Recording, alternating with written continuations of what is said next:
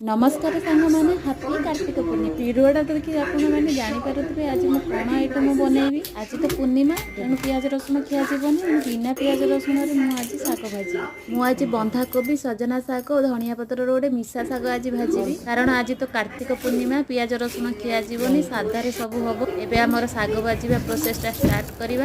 Fast मु पंच फुटण पकईदेली शाग गुड़ाक मुझे काटिकी रखी शाग गुड़ाक पकईदेली लुण टे पकईली लुण पकई सारापर शागटा टे भलसे भाजिकी ढांकीदेव टे शाग हो सारापर सजना शाग पकईब सजना शागटा फास्ट पकईबनी ना शागटा अधिक सीझीज भल लगे टेस्टा भल आसबनी सजना शागटा अल्प सीझिले आमको भल लगे।